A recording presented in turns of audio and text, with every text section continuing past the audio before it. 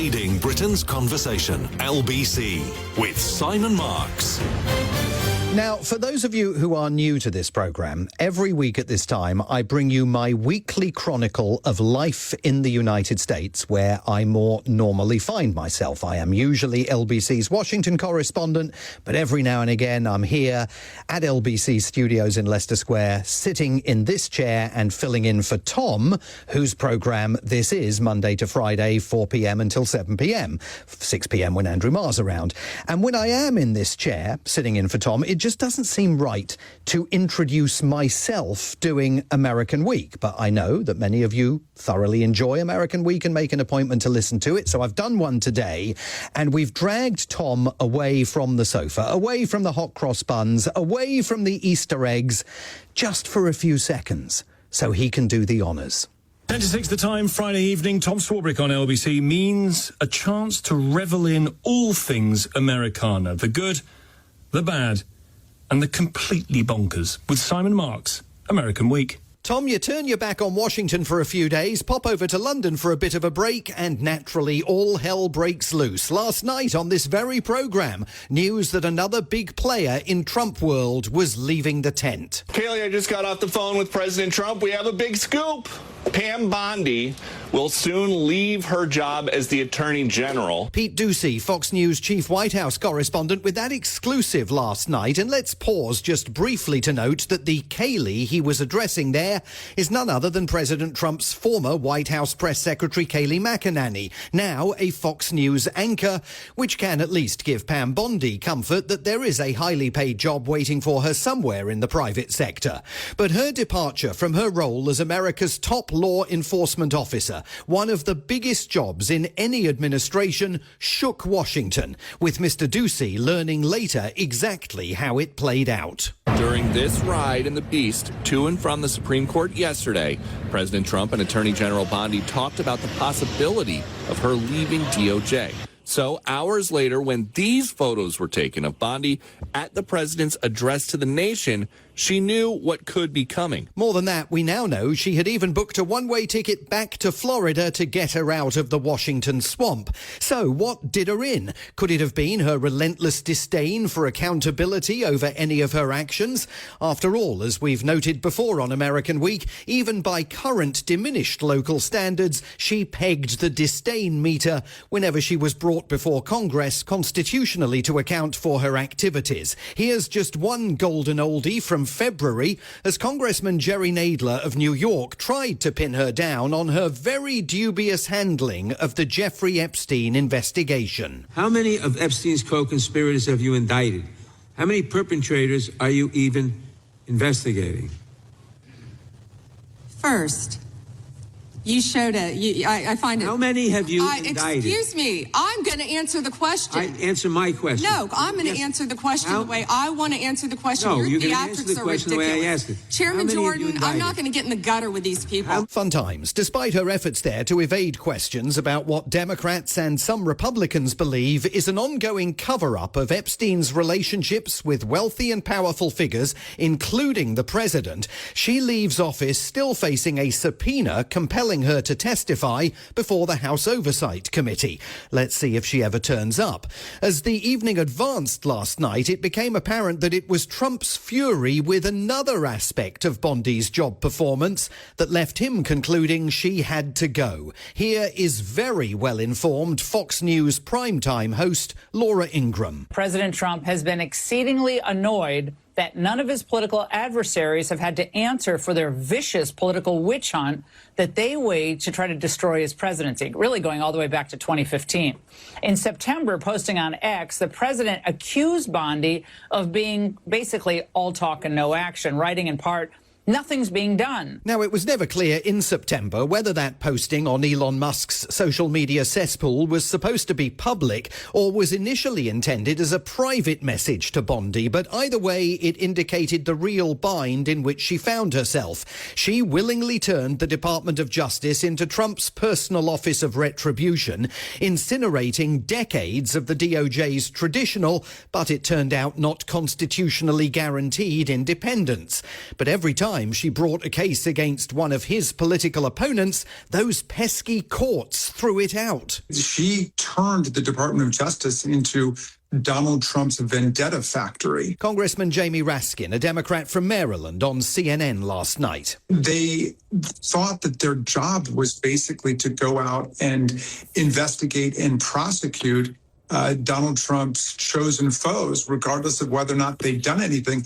And that's why, there's a record number of judges just castigating and excoriating the Department of Justice, Pam Bondi, and these lawyers for their absolute improper behavior in court and outside of court. And I hope that Donald Trump doesn't continue down this road. It'll just ruin some other lawyers' careers. Spoiler, he is going to continue down this road. This was a week when reality caught up with the president, whether it was at the Department of Justice or on the battlefield in Iran. I would say that within 2 weeks, maybe 3, we're hitting them very hard. Last night we knocked out tremendous amounts of missile-making facilities, as you probably read or wrote. The U.S. will be gone or done with the war in 2 I think we're 2 or 3 weeks. Not 3 weeks. If it is, we'll leave. The old 2 to 3 weeks routine. That was the president on Tuesday, indicating the war may soon be over and soothing the roiling financial and energy markets in the process. By the following night, when he made a 19-minute primetime address to the nation, he was once again all over the map. What were American voters worrying about soaring petrol prices and plane fares and hardening in their opposition to the conflict supposed to make of this? Thanks to the progress we've made, I can say tonight that we are on track to complete all of America's military objectives shortly, very shortly. We're going to hit them extremely hard over the next 2 to 3 weeks. We're going to bring them back to the Stone Ages where they belong. In the meantime, discussions are ongoing. Regime change was not our goal. We never said regime change, but regime change has occurred because of all of their original leaders' death. They're all dead. Except they're not, it hasn't. And as for the objectives of the US and Israeli war, even Secretary of State Marco Rubio couldn't keep things straight this week. Listen closely to his appearance last weekend on ABC and see if you can spot the crucial objective that was suddenly missing from the list. I'll repeat them to you now because I hear a lot of talk about we don't know what the clear objectives are. Here they are. You should write them down. Number 1, the destruction of their Air Force. Number 2, the destruction of their Navy. Number 3, the severe diminishing of their missile launching capability. And number 4, the destruction of their factories so they can't make more missiles and more drones to threaten us in the future. Wait, what happened to the nuclear weapons? The imminent national security threat? They were supposed to be 2 weeks away from getting a bomb that could attack America, but no mention of that? Still, I'm glad I wrote it down. Meanwhile, also worth noting that there were more purges at the Pentagon yesterday, including the US Army's Chief of Staff, which suggests more dissent in the Defense Department's highest levels over the conflict's direction. There were fresh assaults on the country's allies this week, a public threat by the president to withdraw from NATO, a direct warning that if Russia attacks Western Europe, the United States, in the president's words, will not be there to provide protection. And if you think Sir Keir Starmer had a tough time with Trump... I said, you have 2 old, broken-down aircraft carriers. You think you could send them over? Oh, I'll have to ask my team. I said, you're the prime minister. You don't have... No.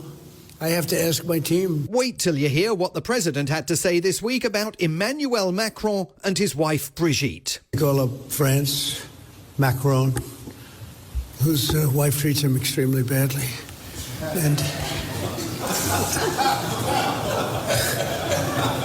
still recovering from the right to the jaw. It's like a bad nightclub act. The insults continued even in the direction of allies who have stood by the war on Iran and actively encouraged it, like Saudi Arabia's Crown Prince Mohammed bin Salman, mocked by Trump last Monday during a speech at an investment summit in Miami. He didn't think he'd be kissing my ass. He really didn't. He thought he'd be just another American president that was a loser, where the country was going downhill.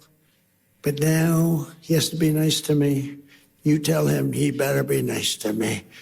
He's got to be. Just bizarre. There were some inadvertent moments of hilarity this week in Washington. Trump himself attended a Supreme Court session, an unprecedented effort to pile pressure on the 9 justices to back an effort that he is sponsoring to get birthright citizenship declared unconstitutional. That's the law granting American citizenship to virtually everyone who is born on US soil, regardless of their own parents' legal status. In one clear indication of the steep mountain the president is trying to climb, Judge Neil Gorsuch, a Republican appointee on the bench, threw a real bouncer at Trump's lawyer, John Sauer. Do you think Native Americans today are birthright citizens under your test and under your friend's test? I think so. I mean, obviously they've been granted citizenship by statute. Put aside the statute. Yeah. Do you think they're birthright citizens? I think so, on our test, yeah. If they're lawfully domiciled here. Okay. I'm not sure. I have to think that through. He's going to go away and think about whether America's original indigenous residents should be considered birthright citizens, a right they have enjoyed legally since 1924. There isn't much to celebrate in the US these days, but there was at least one event this week that entranced millions of Americans, regardless of political ideology. 4, 3, 2, 1. Booster ignition. And liftoff. The crew of Artemis II now bound for the moon. Those extraordinary images of the flawless launch of Artemis II, the space capsule that will fly astronauts around the moon for the first time in half a century. It's a crucial mission aimed at laying the groundwork for a man-made presence on the moon that will help launch an eventual mission to Mars. America might not have got things right here on Earth, but as the rocket arced into the sky above Florida on Wednesday, even the most hard-bitten cynic, Tom, could dare to dream about what may be possible. Traveling more than 1,200 miles per hour. Simon Marks, American Week. Tom Swarbrick racing out of the building as we speak to get his nose back into the Easter eggs. He will be back here in this chair on Tuesday from 4 p.m. While you were listening to American Week, 2 things have happened. Brian from Alicante has got in touch to point out that there were indeed 2 Stone Ages, Neolithic and Paleolithic. I knew I could rely on LBC's listeners to set me straight. And even more intriguingly, CBS News has published an interview with the leader of all U.S. military Catholic chaplains, who is questioning the veracity of America's war in Iran. Archbishop Timothy Broglio, who heads the Catholic Archdiocese for the Military Services USA, says that while there was a threat with nuclear arms, the Trump administration is compensating for a threat before the threat is actually realized. He's told CBS that the war is not justified under the just war theory, as articulated by St. Augustine, who said that war should only be a last resort in order that peace may be obtained and not preemptive. So some very unwelcome news for the Trump administration this Easter weekend coming from the leader of all U.S. military Catholic chaplains, raising huge questions about the reasons why President Trump launched this war on Iran, questions that again continue to be unclear, as you heard in American Week. Even Secretary of State Marco Rubio, over the course of the last 7 days, has been unable to articulate clearly all of the objectives, listing several, but not the one that President Trump always calls about, which was the need to make sure that Iran never got a nuclear weapon.